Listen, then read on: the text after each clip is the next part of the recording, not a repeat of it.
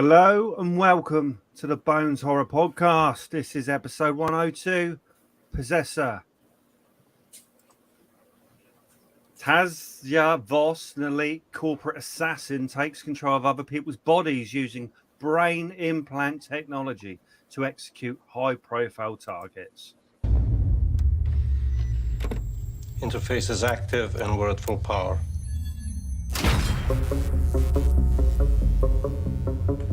What's your levels this time? You just make sure you pull the trigger on the way out.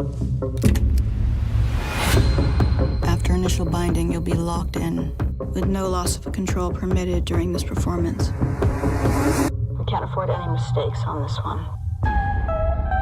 Ready? 1, 2, 3, 4, 5, 6, 7, 8, 9, 10. Horseshit. Masterpiece. That trailer was better than the entire film. It's such bollocks. In case people want context, we had like a WhatsApp, a GIF argument about this film, and it's actually on the YouTube stream. We're actually well arranged here because Larry and I really like the film, and Kev and Jess really loathe the film. So this is quite a good a battle that we have here. And we have the high ground. Oh no, and we've lost Larry. Oh no, Larry. oh my Larry's own. quit on us. Oh no. Well, He's had fighting enough. Two fronts now. Okay, so Possessor 2020, hour and 43 minutes. Let me add him back in again. Hang on, is he? No, there's two of them. is that? Oh, there we go. So Possessor 2020, there he is. I'm in the I've back. got reinforcements from the east. Please don't play any more trailers. It's just a black screen. There we go. You all right? He's You there? fuzzy. Don't play any more trailers. Yes. I've got lots to play. So it was directed by Brandon Cronenberg. Oh Brandon God. Cronenberg, yeah. No, so much. I just headache. What's the matter? No, please, I can't. He's delayed. He's delayed. What's going on, Lawrence? Oh God. Oh no, wait. You're normal, Ewan. Yes. You're all normal. That's the first time anyone said that to me.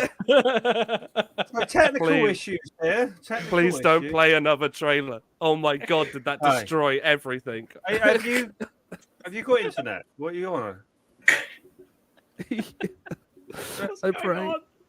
Okay, I won't play any more films. Directed by Brandon Cronenberg, whose dad made some great films.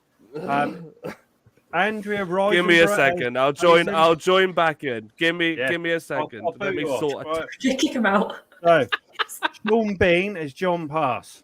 What do you think on Rotten Tomatoes, guys? 1. I reckon it's in the 70s. Okay, 94. Oh, I think But I'm gross. what do you think Rotten Tomato audience score was? oh, they wouldn't. I don't think the audience would have liked it as much as the critics. Maybe. We're the audience. What the hell? 54. What's gone really loud? Oh my god. Is it Larry? Larry's ruined everything. I don't know. Harry's not even in. He's not even here. I can see him. He's joined there. There he is. Right, welcome back, Larry. There he is. How long's the delay this time? Hello? Are you there? Larry? Oh my god. Right. He's. Do you want to hear my review? Do you want to hear my review?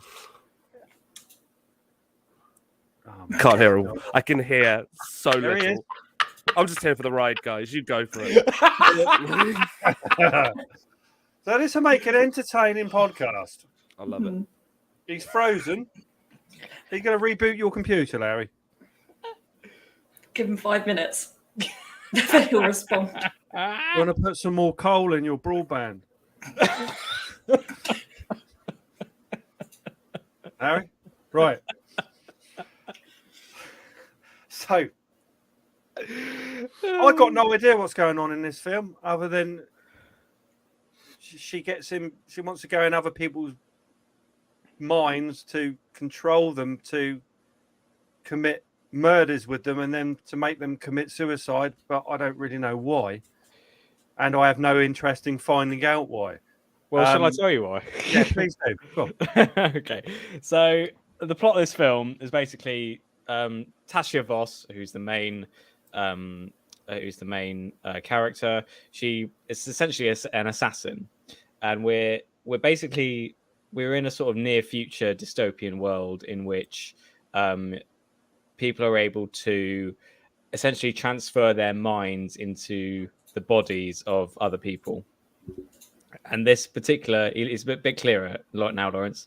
I'm back. Can you? I think. Okay. No. Oh, I jinxed it. I'll just have to. I'm just gonna go change the system I'm on. I think. Look, hang on. Dan's got a message for you.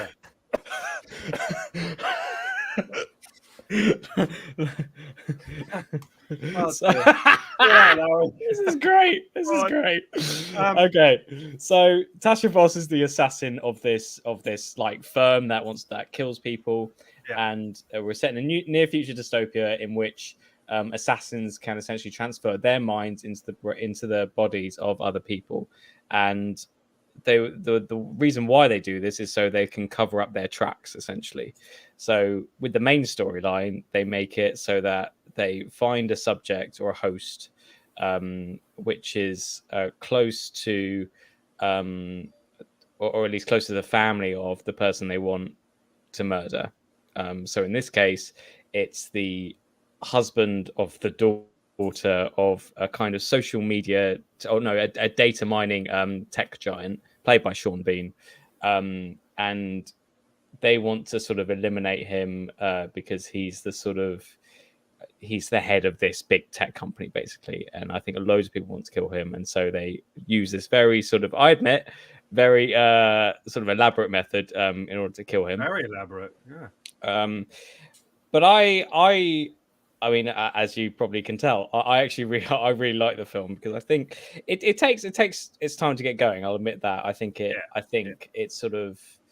really kicks into action about halfway through. However, I think the way they build up this character, not only of the hit woman or hit person or whatever the politically correct term is for an assassin, is that it's not only her that we're looking into. We're also looking at the sort of character of the host as well, and we're sort of seeing his life, even though we're not technically seeing his life. We're seeing his life via this hitman, this assassin, and it's all about like, to me, it's all about like the sort of psychological performances that we all sort of play in life and in. Lawrence is back. I'm back.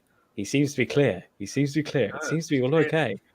I don't know what it is. My PC must just hate it whenever it does any sort of. No, nothing. Like, we joined and it was fine. I was like, great. When we did it last time, it was fine. But as soon as that trailer started playing, everyone just froze and the music came through going. It's like, ow. Wondering why you were acting so. You were acting like. The trailer was frozen on that first image where she has the machine on her head, but the music was going. Did it play okay for you guys? With play fine for me. It's my PC. It just hates. I think whenever it's like trying to, I think it can just handle where it's like we all talk. Any Brandon Cronenberg film, he just can't handle it. My PC's just like turn it off. Where were we up to? I just explained the plot basically. Explaining to me what the hell was going on, basically. I can't believe you two don't like this. It's fantastic, especially the uncut version. I hope that's the one that everyone. I know you. The yellow one on Shudder, I think. Yeah. Yeah, I think that is the uncut version. Yeah. Do you mean like? Yeah, I'm guessing you mean the picture. I watched the Internet Plus version that looked like it was filmed at a potato. Nice. Enjoyed it, Jeff. Yeah, it's really good. I thought it was really good. I mean, I've missed like obviously where you thought the lighthouse. Everyone give me this good, look. Larry. The Lighthouse is really good. It is Sorry, good. you broke up then. No, he did. Now he That's has. fantastic.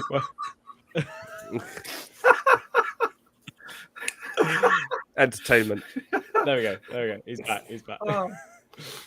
Entertainment. Yeah, so I've yeah, done my review. Watch it. So you guys. Yeah, I just think it's up there. confused by the whole thing.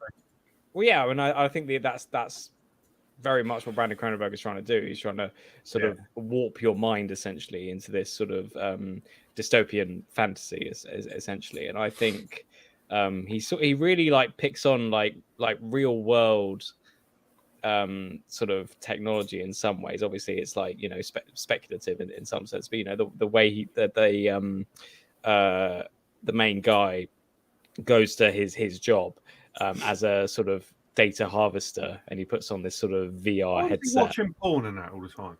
It wasn't, but it wasn't porn. It was. They were looking inside people's cameras or webcams inside their home in order to harvest information from their houses. Data mining. But that's why the assassins. Okay. That's why the assassins want to take out those people in particular, because if they can get hold of that data mining, then they have more control, and it makes their assassination, let's just call it a business, easier, because then you have anybody at the tip of your fingers, and you can. So it's like a strategic play, but they never outright say it, which is why I like this film, is that everything's alluded to. Yeah, and I like that stuff. What's that? Yeah, like Alexa. In a way, it's sort of in much the same way that we have like targeted ads, and we see adverts, and we think, hang on, I just thought this. I didn't. How is there an advert already for it? Yeah. It's because they track, you know, what you're viewing, and they put it into an algorithm, and they generate that thing, and very often it's what we're thinking about at the time. So I think Brandon Cronenberg is playing on that. I suppose I would call it an anxiety in some ways, because it's like computers know what we're thinking about, and even by extension, these massive corporations know what we're thinking about, you know, pretty much at every minute of the day. And I think that's what Possessor picks on. It's about how people can just sort of control people in that way, and it's filmed in a really interesting way as well, in that it's mainly following the characters more than there's very few establishing shots, and the establishing shots that they have, like Spindle, you know, they sort of spin around, and it creates this very nauseating atmosphere. And also Cronenberg loves, probably more than his dad actually, he really loves those sort of very hallucinogenic sequences, especially when it comes to sex. So there's the sex scene where like Tasha Voss as this guy has sex with the wife, and it's kind of sort of warped between him and her with a dick, and it's quite sort of, it's a very sort of confusing and interesting way of capturing that. And he does a similar thing. I mean, his latest film, Infinity Pool, like does that times 10. So it's the kind of thing that he's clearly into. I mean, he's definitely into dicks. I did have a dick in it, didn't it? Mm. Well, the imagery in this film, I love it so much. Like, I love the specific scene where I forget the guy's name, but the one that Voss is obviously is kind of manipulating, when he kind of retakes over. And like it's all like obviously their consciousness, and he breaks her head, like her face, and puts on her face, but it's a distorted, and it's just little things like that where I'm like, it's such cool imagery, but it also serves the plot, because you get a lot of films that just think, I'll have a shot in there that's over the top or crazy, and you think, well, or even doesn't serve anything. Yeah, or even just you know, I think a lot of movies would just explain it, or you know, via the dialogue. In this, you know, sort of very sort of formulaic way, whereas Brandon Cronenberg knows how to like show it via images, and he knows how to show exactly. But it's like the violence as well in the film. Like, it's not like Quentin Tarantino level where, like, you know, you've got blood spraying everywhere and all that, but the violence is so, like, I guess the word would be visceral. And so very in your face, and everything's so like meticulously done that it adds to the plot. Yeah, It's yeah, end the of end's it. real. So he does kind of go back and take his revenge, kind of thing. Well, no, so you're meant to think that it's him, but Voss has regained control of him, and then her boss basically has basically led her to essentially go and kill her family. Her own family. Spoilers, because she wants her boss wants her to be so disconnected with reality and not have any ties, so that she can become like the ultimate assassin. So the only way she can do that. So like, because she goes into the sun, the boss goes into the sun, and essentially then tries to stab her, and then she ends up shooting the sun, but it's her internally shooting the boss. So she's severed now all ties to humanity, and she now can become this dissociated psychopathic assassin that has no connection to whatsoever, which is why she has, because I think it's very well done that at the beginning of the film she has a psychoanalysis test and she's holding on to the butterfly in the case, which is like her family. That's symbolic of like, oh, she still has those ties, so she can't, because she can never finish the job. Like, you know, they say whenever you've inhabited somebody, you know, put them out by shooting yourself, and she very rarely and struggles to do that. So then it's kind of like a ploy in which to dissociate herself with the family, so that she can just become an assassin, because she's like renowned as like one of the best, but like she's slowly slipping. So it's basically like a whole test, really, but like not the whole film, as in like it's all set up to be that, but especially towards the third act, it makes you think, oh, the guy is back in himself and he's just getting revenge, but it's actually Voss completely controlling the whole situation, which is a nice little twist, I thought. I also quite like about this film, you know, I mean, mainly this was the first. He hasn't made many films. He's made only 3 films so far, but this was the first film that I saw of his. I think he did a film called Antiviral a few years ago, which I haven't seen. I think I've seen that. I think I've seen one. But it was interesting watching Possessor, because obviously, inevitably, I'm sort of comparing it to his father, to David Cronenberg. And I actually think, especially after seeing Infinity Pool, I think on there are many aspects of Brandon Cronenberg that I actually prefer to David Cronenberg. Chiefly, I think that Brandon actually gives a shit about his characters.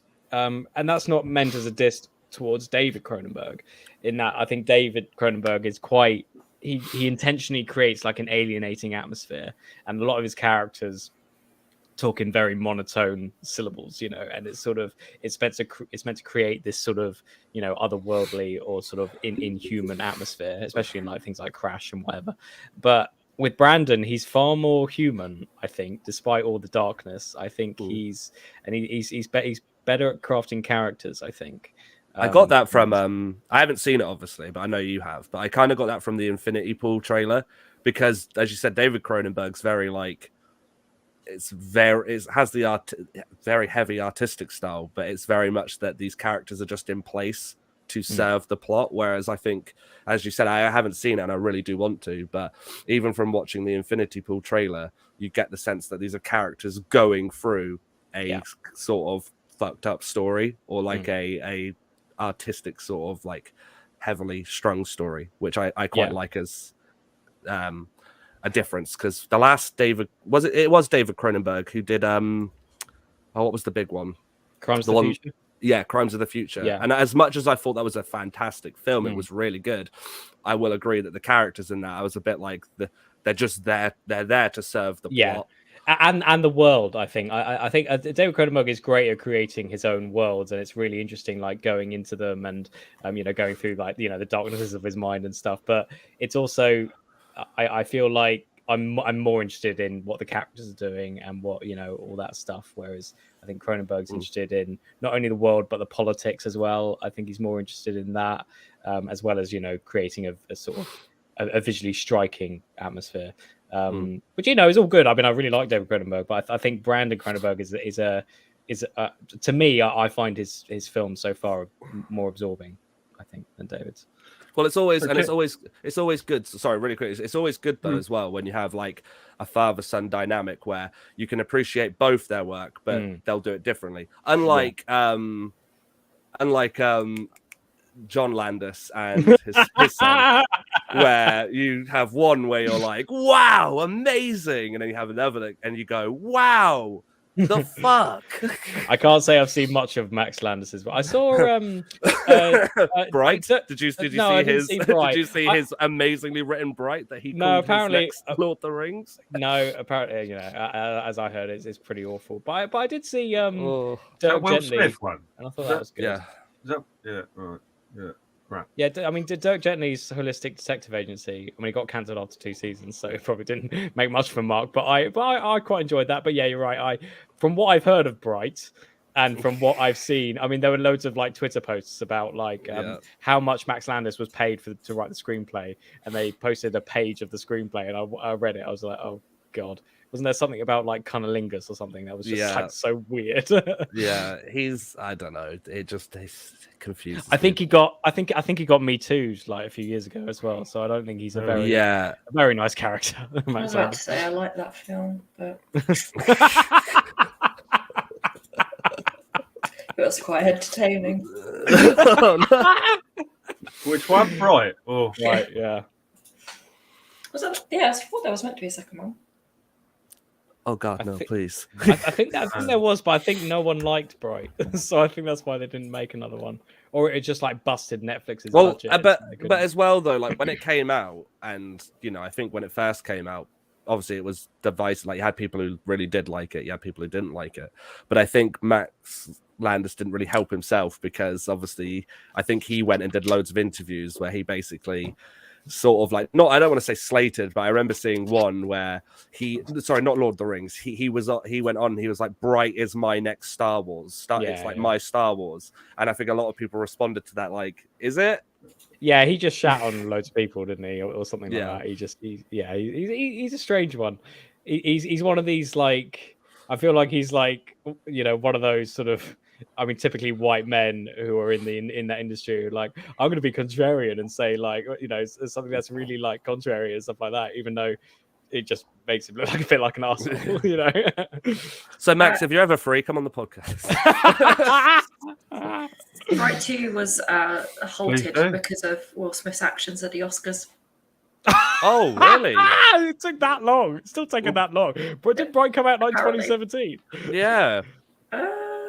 Or a little bit later, right? Wasn't it like 29? I know 2017. No. Oh no, okay. Jesus Christ, was it that long ago? Yeah, because wasn't it like just a year or two after? Because it was David Ayer who directed it, and didn't he just do Fury? That's a good film. Yeah, I like Fury. Yeah. David Ayer though, for me, gets like because he did Training Day as well, didn't he? I can't remember. I believe he directed Training Day, and I really like Training Day. Obviously for many different like Denzel Washington and I forget his name, but the mate who was in Sinister, the main character. What's his face? Maya Hawke's dad. Ethan Hawke. There you go. Better known as my brain was like, oh, Uma Thurman. It's not Uma Thurman. It's like it's Maya Hawke. But but like David Ayer, I think just because of obviously all the Suicide Squad stuff that happened, and he's still to this day being like, to this day he's still like, let me release my cut, like Zack Snyder did. And don't get me wrong, I'd be interested to watch it, but I just don't think anyone gives a shit anymore, sadly. So, yeah, probably not. What? What did I fade? No, not you. If you look at the comments, Lawrence, or one of Dan's latest comment. Oh wow. Yes. So Dan just said, I once hallucinated Ewan starring against a monkey hand puppet or something, or was that a real movie? Also confusing. Referring to a classic in film history of me starring alongside Douglas. I assume that's what he's referring to. Douglas being the humorous, politically incorrect orangutan that. Created by Lawrence. I'm glad people out there are watching. You're being watched in Sweden now. You know? I'm just waiting for that day. It's amazing. I really like them. What a series! It is. I want more. I need more in my life. Oh no! Well, like I said, there is more. I will say though, they are for entertainment. So, Jess, before we move on from this horse shit, can you let us know what you thought about it and what you didn't like, what you did like? So basically, Possessor, right? 1 hour and 37 minutes of my life I ain't getting back. So moving on. Where does it rank against Swamp Ape for you, Jess? Oh, it's down there. But which really, if you were stuck, if you had to watch one, right? There's only these two films that are going to be left Jess? in history. One's going to be what's more entertaining? What's more entertaining? Swamp Ape is more entertaining, and good lord, the penis is more entertaining than Swamp Ape as well. Good lord. I don't like gore. Okay, well, yeah. I mean, if you don't like gore, this film's not really. Yeah. I'm only just seeing all these comments now. I've just seen the one that says needs to reboot something. I did, and it worked. Well, I'm going to play a trailer in a minute, so good luck. No. Right, so we rate this film. So we rate this film. I'm going to give it 3. Generous. Yeah, I'm going to give it 3. Wait, hold on. I want to know what you gave Shudder. Swamp Ape, Jess. If it's higher than Swamp Ape, I don't know what's happened Did I give here. Swamp Ape? Was it a I wonder 1? what Swamp Ape Rotten I think you Tomatoes gave it a 2, didn't you? Oh, I was about to give this one a 2. 2. Give it a 3. I'm giving it a 3 because it's on Shudder. It's the only reason. Ewan. I'm going to give it an 8. An 8, nice. Because I think this is a really sort of fascinating film, and I think it really plays with your mind, and I think Cronenberg's really good at doing that. He does that even better in Infinity Pool, I think. But with this, I mean, there are a few issues with this film. I think it takes a bit of time to get going. I think that's mainly to serve the character and the world in which it's done. So I think that's a valid reason, but I suppose it does take its time. But other than that, I think it just swings in heavy. It doesn't give a shit about anyone, if you know what I mean. It just does what it wants to do, and I kind of admire that always in a director. And sort of it looks like a modest budget as well, and I think they did quite well with what the budget they clearly had. So yeah, it's a 8 from me. 8, nice. I would have to agree. To be fair, to me, it fits in with how I feel about I think I prefer obviously Upgrade, but it fits in that same. I know you were going to laugh as soon as I said that. He always goes on about Upgrade.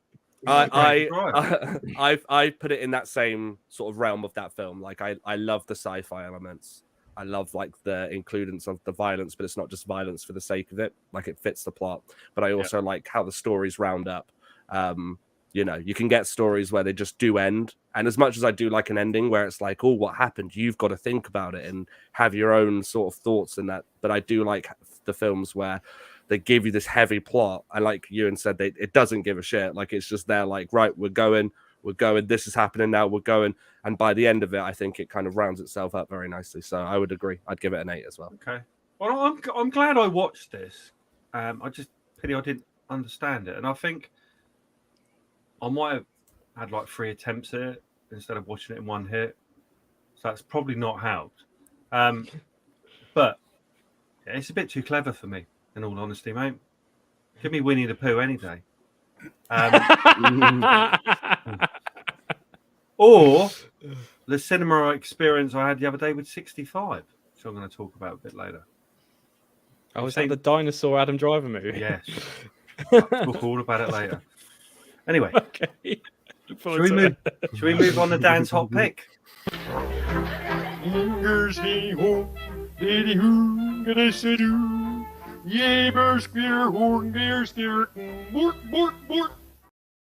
Oh, the eyebrows, Lawrence, is great.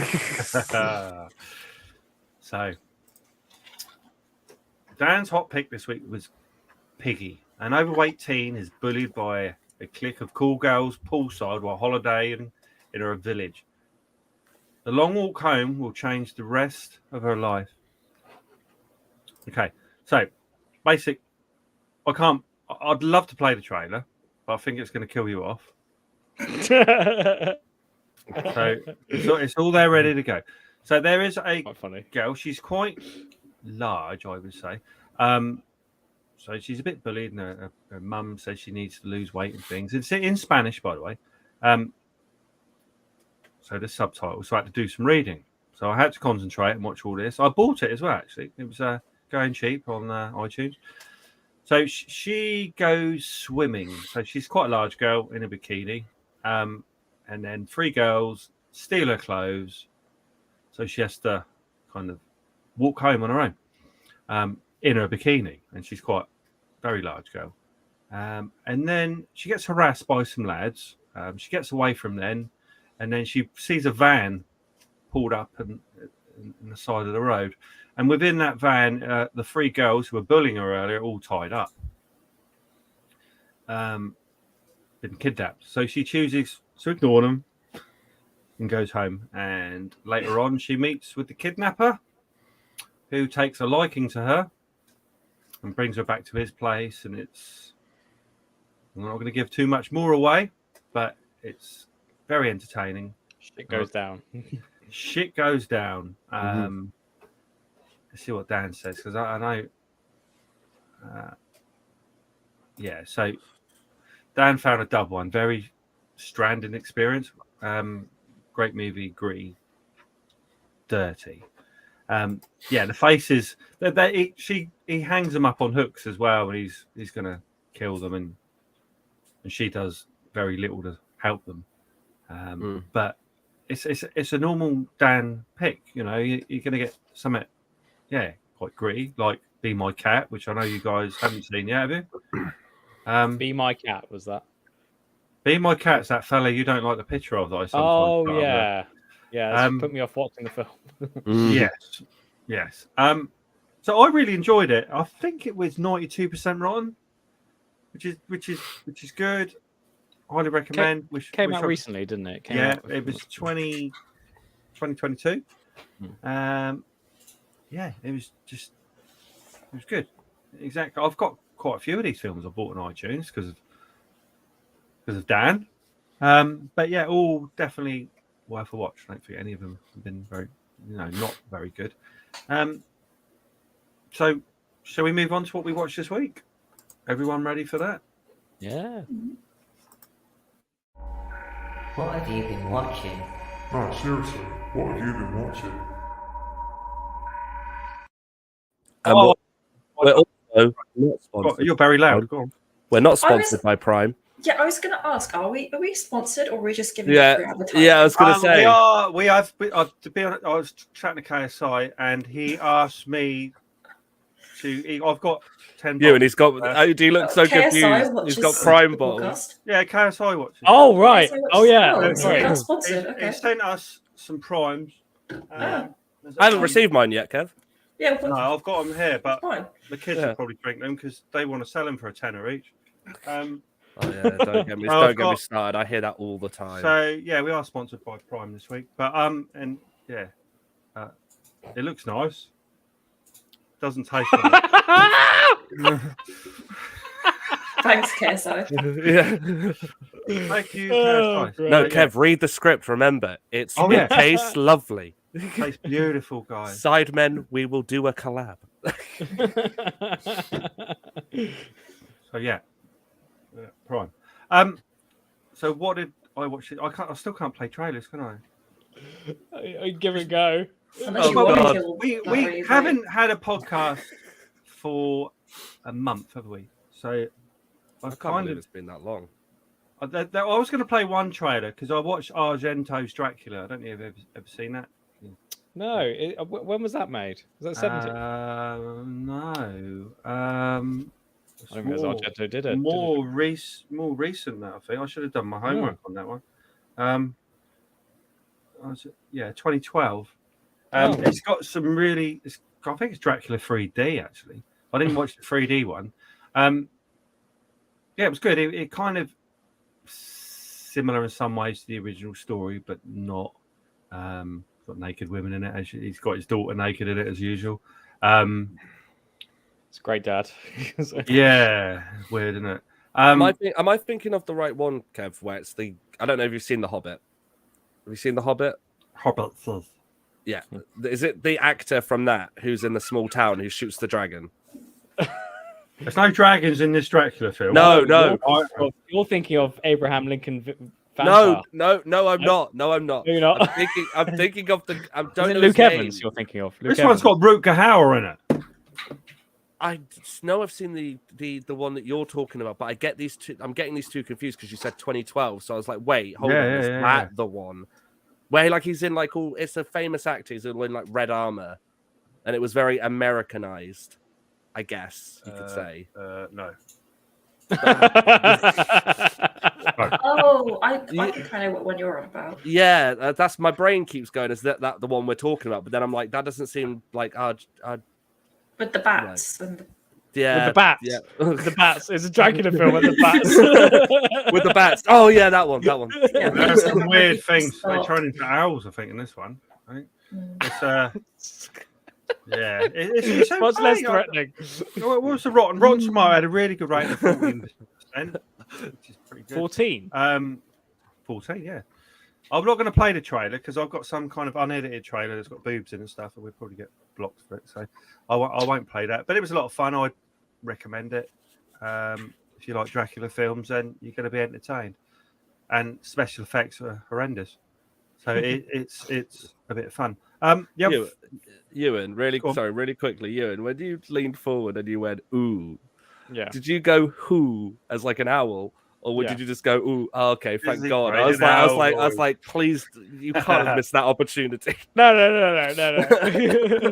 That'd be pretty weird if I said, ooh. No, I thought that's what I thought at first, and I was like, no, he could have gone who. Yeah. Who? Yeah, I hooed it. I hooed it.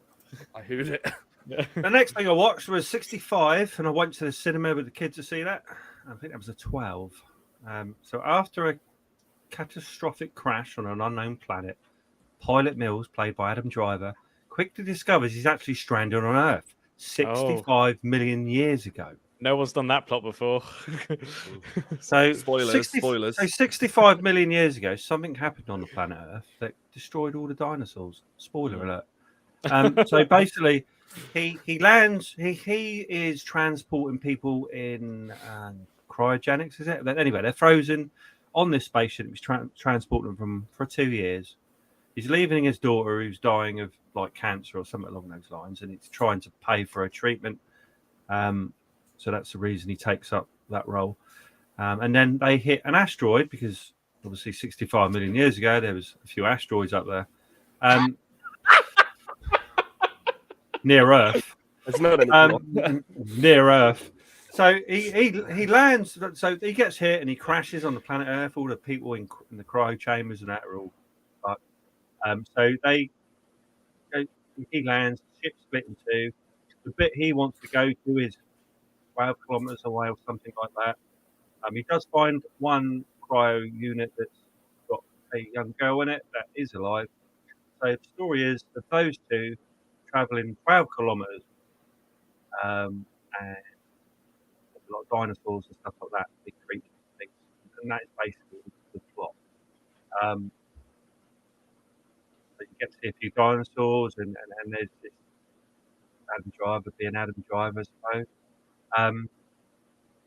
Yeah, I had fun with it. I wouldn't say it was amazing, but for a cinema experience, I really enjoyed it, and I would say one of them films I would never watch again. Well, didn't they say as well that they had 2 scripts written for this, and one of them was to include Tom Cruise as the main, and one of them was written for Adam Driver, and at the very last minute they were like, "Nah, we're not going to go with Tom Cruise. We're going to go with Adam Driver."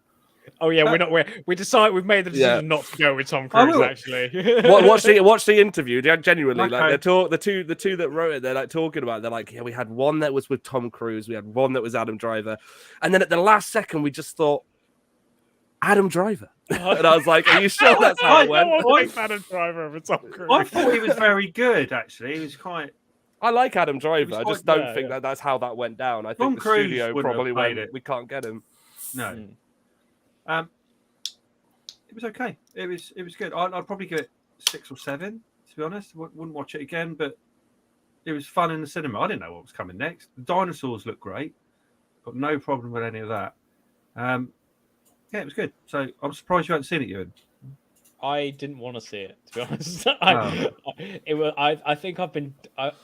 It's just from the poster. It's just like I'm not sure if I really like Adam Driver in mainstream stuff anymore. I prefer his more indie sort of roles. I suppose I kind of liked him in Star Wars, but the Star Wars sequels became shit to me after the third one, so it was kind of it kind of left a bad taste, I guess. But it didn't really appeal to me, and since I found out they were about like dinosaurs in it, I'm just like I'm just dinosaured out. After Dominion, I was just like, but that was also better than that film. Well, that was also like a big put off for me, because if I feel like the marketing for the film, if they had been like more hold back and be like, call it 65, and you're like, what? And it's Adam Driver like searching this planet, because it's obviously by the guys who wrote the Quiet Place, so you would get intrigued by that. But instead, in the trailer, they just like shove it all to you, like, oh yeah, 65 million years ago, there's dinosaurs and also 65 is a shit title. Yeah, no, it's terrible. I want to know though, because obviously they're not from Earth. Adam Driver wasn't from Earth, so they were from another planet that has human beings on. I presume it's one of those storylines where it's like they colonized other planets, and they must have colonized Earth at some point. But there was no humans on the Earth; it was just dinosaurs and stuff. But then it makes you wonder why now there isn't in rocket, in ships. It was 65 million years ago. There was people visiting Earth who look like human beings, but where are they now? We don't have that technology anymore. So I'm a bit confused by the whole thing, man. Hold on, is it not that he was on Earth and then went back in time? Off Earth. No, there's no time travel. Okay, there's so no he just right. He's not from Earth. He's from another planet, right? So you're saying that because I get what you're. I'm confused by that. He lands on Earth and gets back off Earth. No spoiler alert. Right? Well, it was 65 million years ago. Oh my god! You see what I'm saying? I'm not that stupid, am I? Come on. But you see why I laughed at your question. There's no Planet of the Apes. There's no Planet of the Apes or anything like that where they get caught in some kind of black hole and end up coming out 65 million years later, or going back in time. No. I just didn't quite understand. Sounds like a flaw. It sounds like a flaw. There's a bit of a plot hole. That's what I thought you were explaining when you were like, oh, he leaves Earth to save it, and then he ends up going backwards 65 million years. But he's just come from a different planet. Yeah, he's just come from a different planet. He's human being. He's got all the high, I'd say the reason why alien tech. The reason why I laughed is because you made it sound like you're wondering why it's not happening in reality. So I am wondering. Guys, why don't we have dinosaurs now? But suppose that version of the human race must have died out somewhere. I don't know. Anyway, it was confusing me now. I don't want to talk about it. So, no, you're out there to confuse me. So, right, the last thing. I've got a couple. I want to talk about Winnie the Pooh, but I'm not going to, because I'm going to watch it for the third time for our next episode. I watched Fright. Once. You're going to watch it again, please, Larry. It's good. You need to, because threat of death. There's a lot more to get from the film on the second watch. On the second watch, there's a lot more to get from it. So, the second watch is going to change everything. So I watched a film called Fright Night from '85, something like that, about great film. A vampire that moves in next door to Charlie, whatever his name is. So nobody believes teenager Charlie Brewster when he discovers that his suave new neighbor Cherry Dandridge is a vampire. That's a great film, and I hadn't seen that for 10, 15 years. And I'd seen the remake actually in the last few years, but this film's great. It's very funny. It's quite gory. The vampire, I can't remember the other films he had been in. He's definitely He's been in a lot. He's definitely been in a lot of stuff. Was he in the Mouth of Madness that was done by I watched that recently as well. Yeah. I swear he's the famous novelist. Am I right in thinking that I've got the right actor? Yeah, did this I don't know, maybe not. It looks similar though. I'm just trying to think of the other stuff he's done that he's famous for. It'll come to me in a bit, but at least he's done some voice work and things. Anyway, I'd have to look that up. So I had a lot of fun with that. And I think my middle son, who's 14, going on 15, he watched it. He loved it. So yeah, a film from 1985 you can enjoy with your kids. How good's that? You should watch that, Jess. I think you'd like it. Fright Night. No? Maybe. I think you would like that. Okay. It is actually a very good film. It's definitely worth watching. So Dan's put on there. He's watched Be My Cat, a film Fran 3 times. Life will never be the same again. Yeah, he was selling off the knife recently. I noticed on Twitter there was one of the props he was selling off. So I would have loved to have had it, but signed. But I didn't bid in the end. So yeah, Be My Cat. You need to see it, guys. One of the oddest films you ever see. But that was about it for me. We've just watched Possessor. Yeah. Be My Cat's an odd one. So what have you been watching this week, Jess?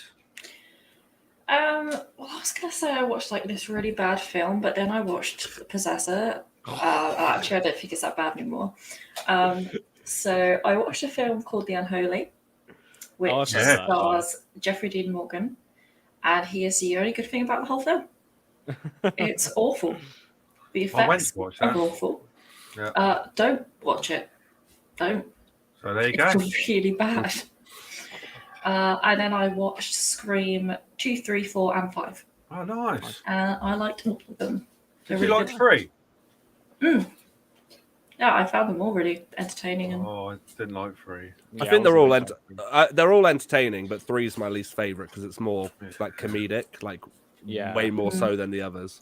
I mean, I kind of watched them all in a row, so they've all just merged in my brain a bit. But yeah, good way to do I like all of them. I really want to go see the new one. Yeah, 6 is good. I wasn't a big fan of 5, but 6 is really good. But Sydney's not in it because there was a problem with pay, wasn't there? Yeah, she was salary. Yeah, they'll sort that out though, I imagine, because it's the Scream franchise. But I guess in one way, obviously people are really enjoying it, aren't they? So it shows that she doesn't need to be in the franchise anymore. Yeah, it was also quite nice. I mean, I really like Neve Campbell, and I think she's great. But I quite like the fact that they're going after the newbies, even though actually, I mean, Jenna Ortega in the new one and the old one is probably is one of the best things about those films. And it really annoys me that they focus on the far less interesting I can't remember her name now, but her sister basically, who's just so boring. Well, I think I'd love to have the conversation, but I can't because obviously you don't want to spoil it. But there's a conversation to be had about that. I'll have to just send you a message because I they're going to make the next Scream. But I think that they'll do something quite interesting with that. But obviously, just focus on Jenna Ortega. That's all I ask. I mean, Scream 6, she becomes much more prominent, I think. But it's not enough. She needs to be up front and center, I think. I'm just so glad that these films have been quite consistent, like with their stories as well. It's what makes it so good. I was really worried with it is 6, isn't it? Because I was really worried. Yeah. Because when I watched it, I was a bit worried where they had changed the setting. I was a bit like, oh God, this is going to be hit or miss. But surprisingly, I was like, no, it really works. Like actually in a way where it elevates the plot a lot more. So, so yeah, I agree. You should go see it. It's very good. So that was it for me. Yeah, me. Say my name. Yeah. Yeah, so I might as well talk about Infinity Pool while we're here. Okay.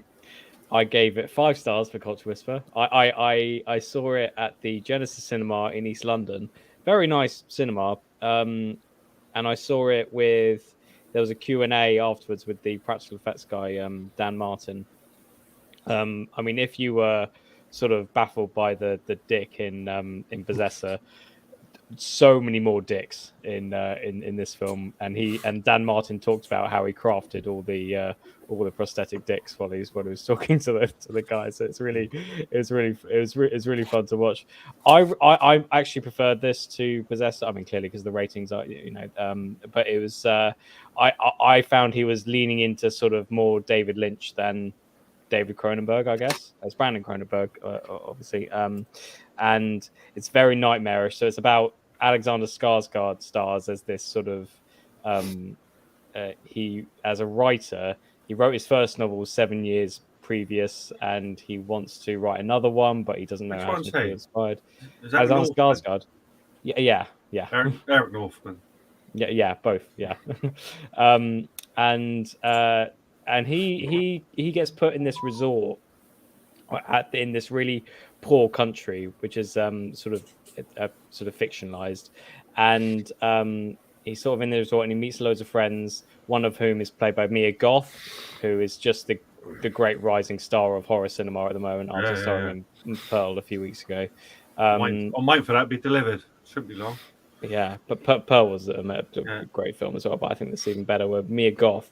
Just she plays a character who's a fan of Alexander Skarsgård's novel, and takes him with a group outside of the resort's sort of chain link fences, and goes around the island, and then Alexander Skarsgård actually accidentally runs someone over and kills them, and then they get imprisoned by the state, and they endure let's just say it's a very strange execution process or punishment process. I won't reveal more than that, but it goes into a weird spiral of just manic horror. And I think I really like this film because it's such it's very much like a dream movie. It's like experiencing a nightmare where you're just not entirely certain of what's going on, and but with its own sort of dream logic to it, I think it kind of makes sense. And it's funny because I think Cronenberg often gets into your own mind. Like you often, there's this one point where you think the plot is going like in one way, and then one of the characters go, "Oh, you think we were going to do that? Well, we're not actually going to do that." It's like Cronenberg actually figured out what was in my mind, and he managed to like craft that really well. I actually thought that would be because I could predict it, that it would be like a mediocre film because of that. But he managed to identify it and say, "Oh no, actually, it's actually going in a completely different direction." I think the standout more than Skarsgård, who's great. I think Mia Goth is just such a talent, and she goes fucking crazy in this film. She's really good, and she's really good in a lot of stuff she's been in recently.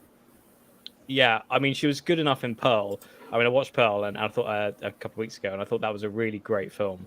But in this, she's even more off the handle, and she's not even the main character of this film, and yet she is the most memorable performance, and she just goes fucking mad, and it's terrifying. I actually think this is another sort of a thing that puts it above Possessor, is that it's genuinely scary. I thought, at least. Possessor is kind of like, I suppose scary shit happens, but it's like it's more like the graphic, and it's more like making you disturbed and stuff. And Infinity Pool does disturb you, but it kind of freaks you out at the same time, and it really lingered like a dark cloud after I'd sort of left. So yeah, that was a really good. Yeah, I'll probably go at 10 boners as well. Yeah. Ooh, throwing really boners good. About. Yeah, I know. You watch. Kev will watch it, come back and be like, "It was shit." Yeah, he'll say it was shit. If he thought Possessor was shit, there was far too many cocks for me.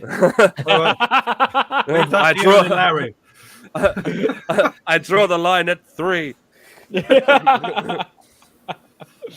I'm trying to think what else. Succession started up again. Sort of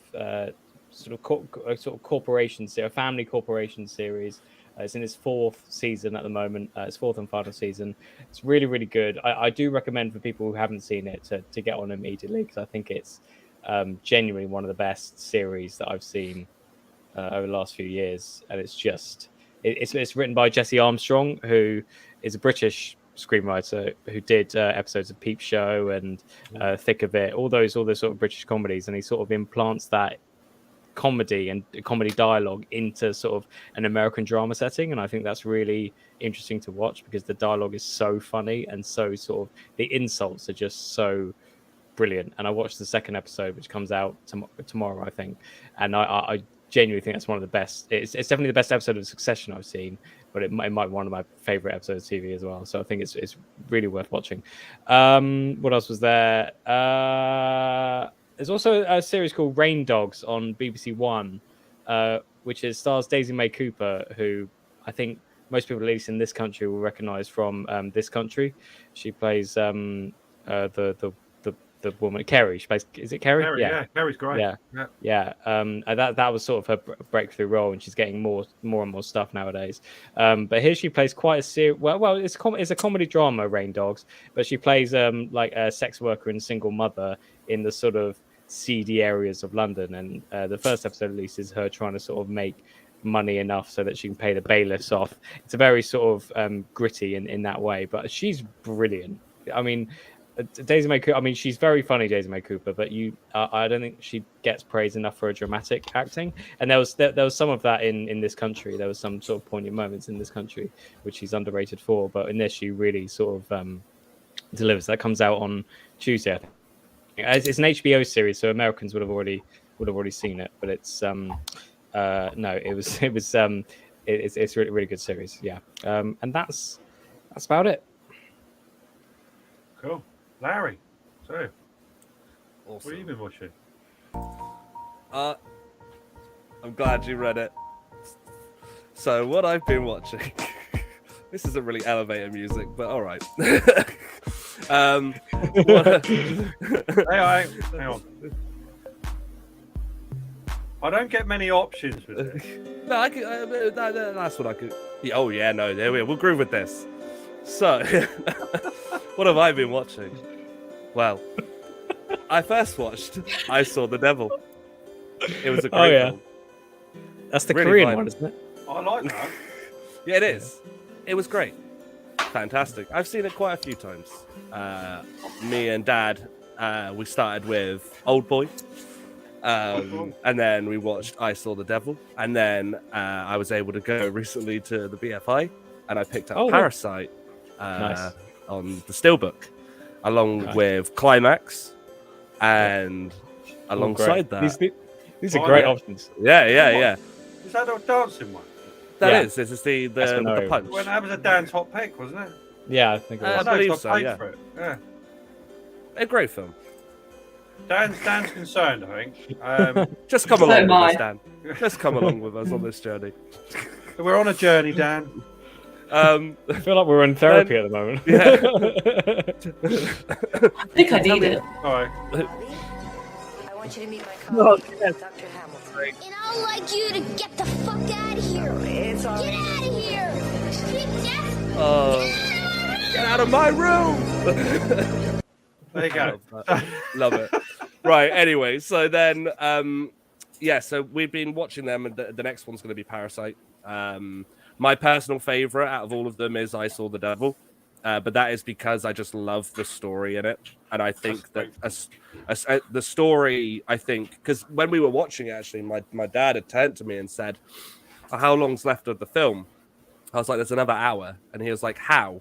Surely this guy can." I don't want to spoil it for anyone who hasn't seen it, but it's like, surely this could round up. One? Is that the one? Yeah, it's brilliant. Yeah. It's fantastic. And he was like, surely this could be rounded up. And I was like, yeah, but just watch, because Just wait. this goes on just a great way. You frozen with it, Larry? Oh, I wondered. As soon as I always can tell. You're back. Oh, You're I'm back back. I can always tell when everyone's faces in this thing go, oh, wow. It's like that. I like that, exactly.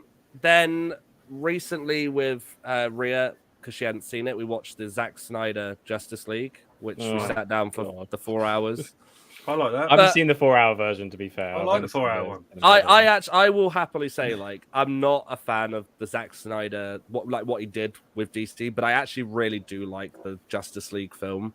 I actually think it's a shame because you have Grog, and then you have a little bit of a shimmering hope where you're like, oh, you could continue it from here and just course correct it a bit. But then now, obviously, with James Gunn coming over, I think that's going to change heavily now. Like especially with Henry Cavill being rehired, then also fired for Superman, which is a bit of a shame. Ben Affleck's not is Ben Affleck playing Batman anymore? He's playing it once more in the Flash film, which I think is going to be the Flash film. Oh god, the Flash film. Yeah. I mean that's going to be controversial enough. Michael Keaton's in that, isn't he, as well? He is. He I think anyone can kind of guess where it's going to go with Batman, because obviously, like Ben Affleck has said, he's not doing it anymore after Flash, so we can all kind of guess. And especially, I didn't mind him. I just think that again, like Batman v Superman for me was such a letdown, and the story was just all over the show, and it didn't make sense. And then Justice League came out, where I was like, no, this is actually this is cool.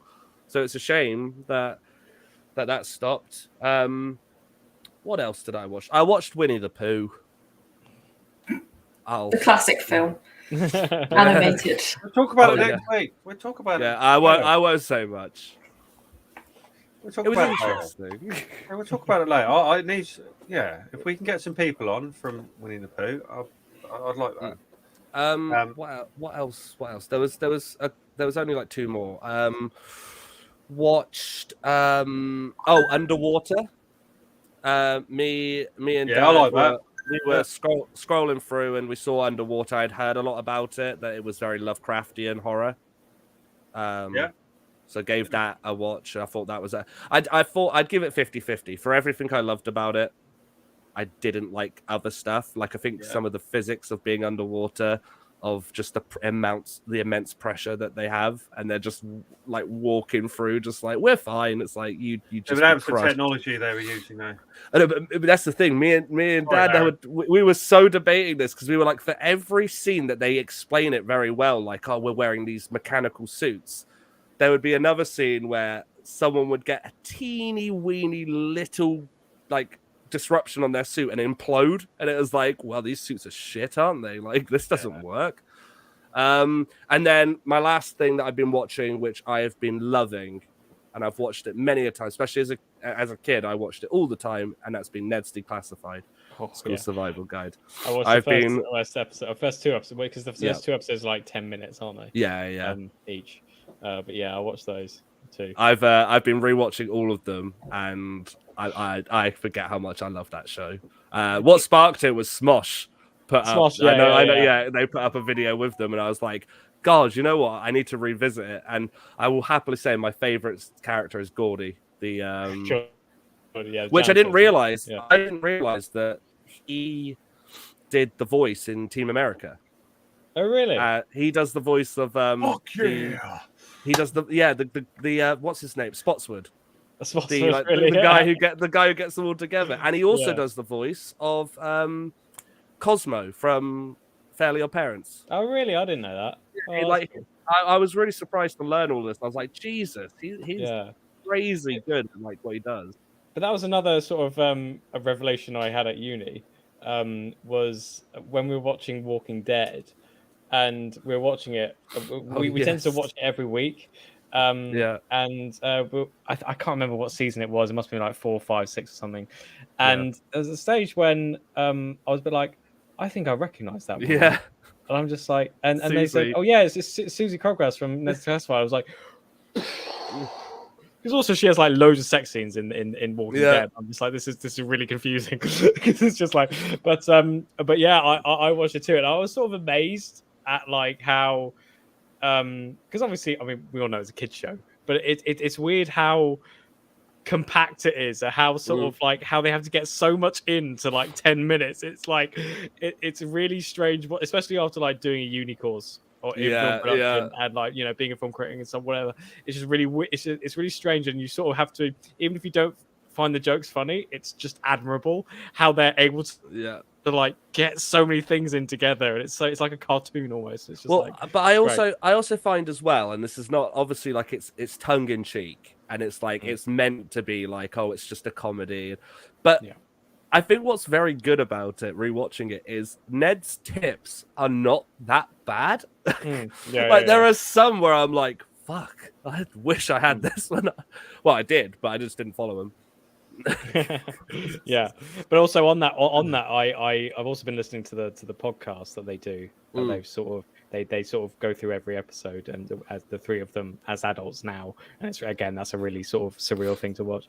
But I tell you what, I would not like to be a child actor. It just sounds so horrific, and it's just, especially in that time when clearly there wasn't like probably like a lot of policies around like certain things that it allowed to do. It just sounded like so much pressure for like 12 or 13-year-olds. It's just so awful. But they seem happy and adjusted, I guess. I don't know. Well, and my last note would just be on it is that out of all of the cast, I've seen and obviously when growing up, I used to watch a lot of Nickelodeon. So you'd see, obviously I think we all did like Nickelodeon or like the Disney Channel or whatever. Cartoon Network. Cartoon Network. But Ned, I would see quite a lot.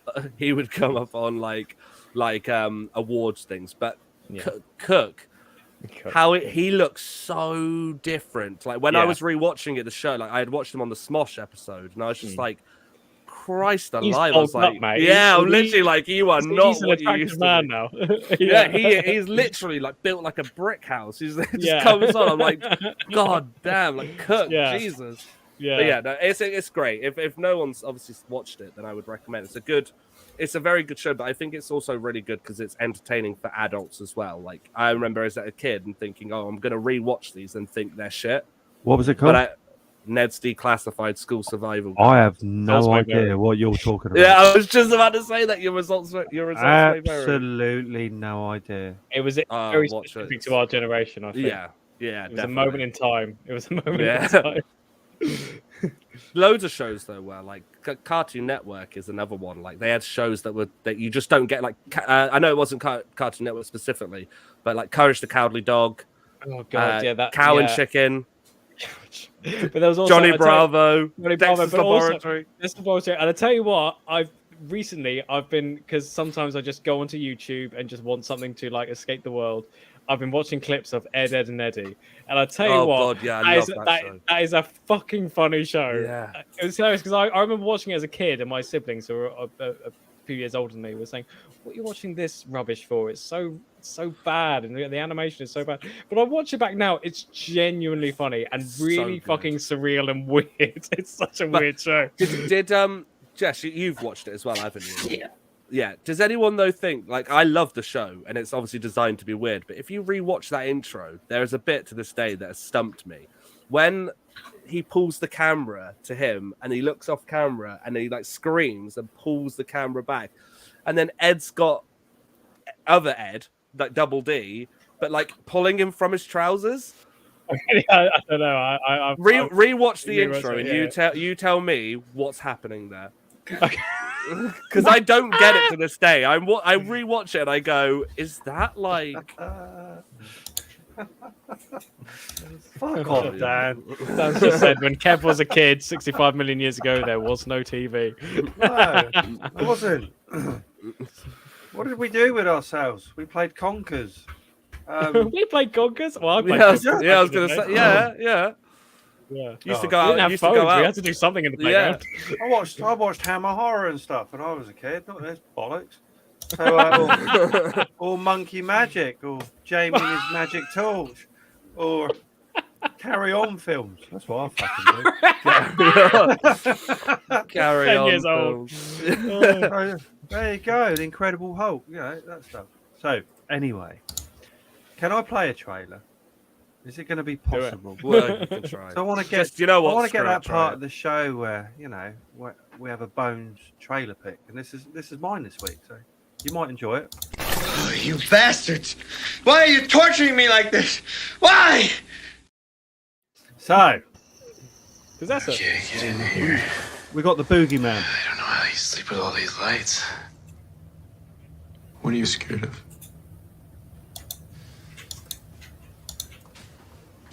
Oh, I think I've seen. Is that the girl from the Haunting of Hill House? I don't think so. No. Monster Or check. it might It be. looks like her. I'm absolutely I buzzing. recognise to see the this guy. I film. recognise the actor. It's a Stephen King short story. What is that? It's a light, Oh. isn't it? It's a night light. Oh, that's dangerous, though, isn't it? Yeah, that's what I was thinking. Oh dear. This is a good trailer. Leave the room. Yeah, just go. Just Throw go. the ball at it. Yeah. Oh dear. Oh, nice shot. Cool. Good shot. How is it not lighting the whole of the under the bed? It's a light. That's not how it works in film, Larry. Just she did exactly what I did. Oh dear. I didn't. There see we shit. go. Didn't see shit. Something there. happened. Something happened. So I'm really looking forward to this. This is coming out, I think, in the next week or two. I will be going to the cinema to see it, without doubt. Yeah, Just wondering what the story could be. reviews. Have you read the story? Yeah, it's a very, very short story, just about a Right. girl. There's a boogeyman in her bedroom, basically. You know what it is. Stephen King writes 2 pages and the screenwriter writes 100. And it gets added on. A bit like Black Phone, really. Or that's not it. That was his son, though, wasn't it? Black Phone. Yeah, I think. Oh. So. Yeah. There's a lot Yeah. of Stephen King short stories that have been turned into films. Yeah, so I'm looking forward to that one, and I thought I wanted to show you the trailer because that beginning part was pretty good. That's probably the best bit in the film, I expect. That's good. The other thing I just wanted to touch upon, Ari Aster's new film. Is that soon? Oh yeah. I can't wait for that. Is I that- can't Comes that- out. wait. I think it's the end of May or mid-May. I So- think it's the 19th of May. I've seen some trailers and it looks really good. I will play the trailer on here at some point, but I didn't know if it was like in a couple of weeks. Or I know there's been screenings of it. Yeah, well, Already? there was it was on April Fool's Day, where audiences were expecting to see the Midsummer director's cut. I think it's in a cinema in Brooklyn, and it was a trick, and they were actually showed Beau is Afraid, which is his new. See, Ewan's told me specifically that if there's a showing, I mean, I'm first on the list, so can't wait. You know, just waiting for that message. You know. Yeah, sure. Can't wait. I'll make sure I do that. But I can't because it's like the thing with Ari Aster, it's getting to me now. Like he often makes films that just capture my psychology. It's a really strange thing. And watching the trailer for Beau is Afraid, I'm just like, oh god, there's a lot of me in this, just afraid to leave the flat, and it's just like, oh, the house, whatever. And I'm just like, oh god, this is just. I mean, it's 3 hours long, so it's going to be like an extended anxiety attack, I reckon. But it would just and from reactions, it was funny because there was a Q&A afterwards with Ari Aster and Emma Stone, who wasn't involved in the film, but she was just there. And Emma Stone, the first question she asked was, "Are you okay?"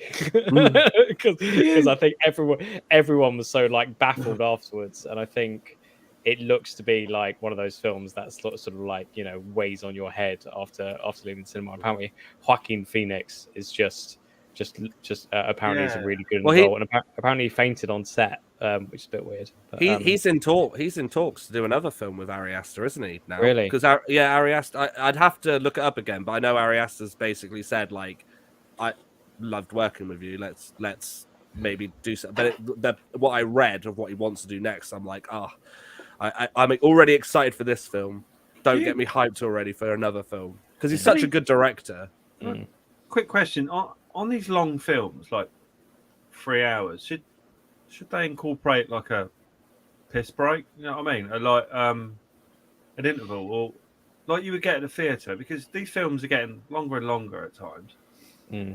I mean, it's similar with Killer of the Martin Scorsese's new film, Killer of the Flower Moon. Is reported to be 4 hours long, which is a strange. Can't sit through 4 hours without wanting to go to the toilet. I think if it's 4 hours, I think if it's 4 hours or longer, I would agree. I think then you should be able to have it, even if it's just 15 minutes, to be like, oh, you know, right in the middle. But I think 3 hours, like, if you can build yourself up to I'm that busting sort of by thing. 3 hours, honestly. Especially if I'm drinking pints at the back. I think it always That's- depends on what kind of film you're watching and whether you're Yeah. interested in it or not. Because often your attention, I mean, at least at my age, I mean, I'm often terrified at 27 of needing the toilet in the middle of a film. But it's sort of, it's quite easy to sort of, if you're swept Yeah, up in yeah. like interesting. I mean, John Wick Chapter 4. That was Yeah. about 3 hours long, and I was dreading it actually because I didn't really think 2 and 3 were all that good. But John Wick 4 was just 3 hours long, but it's so good that you're just like It's really good. Brilliant. invested in the whole thing. But yeah, I have one last question, Go on. genuinely for everyone. Can we please go and see Evil Dead Rise all together? Yeah, I think it'd be amazing. I have heard so many good things. No, Jess, you you are have coming. to come. Come on. You have to. I couldn't even watch the trailer though. Yeah, amazing. but the reason because I got really worried after the reimagining because I thought that one was really good, and then when I heard they were doing another one, I was like, there were so many rumors before it even went into production another of one what it was coming going as to well. be. Yeah, no, I've heard that now. Like they're going to try and do continue it with changing all the characters. But this, when I saw the trailer and I saw the like the Red Band trailer, I thought this looks great. But then the reviews for it that are coming out are literally like, oh my god, like it, how well it's been done. And so I think it's something that we should all go see. Well, I'll definitely be going to see it, and it'd be great if we could all watch it. But I'll hide behind my popcorn. So yeah, that was it. So next episode, 2 weeks time. We won't leave it a month again. Hopefully not. Anyway, so Dan's put down The Loved Ones 2009. I don't know that. I don't think I've seen it. I may have done. I don't think I have. So that'll be Dan's hot pick. Our episode 103 will be Winnie the Pooh, Blood and Honey. And I may be able to get some people from the film on, hopefully, to have a chat with us, which may not be the best thing, actually, Larry. I don't know. I can't wait.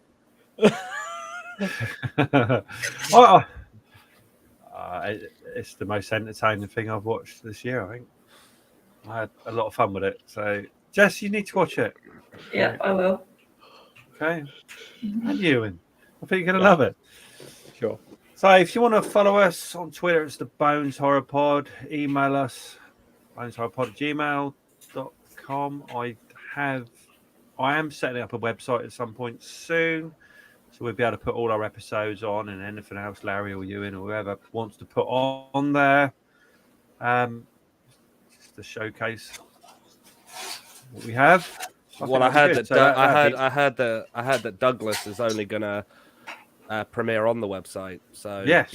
If you like listening to what we do and you like that, then you're gonna have to go there to watch it. It's a Bones original.